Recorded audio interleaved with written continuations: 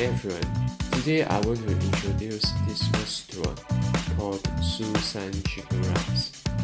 It is in Hong Kong, nearby the Prince Edward NTR station.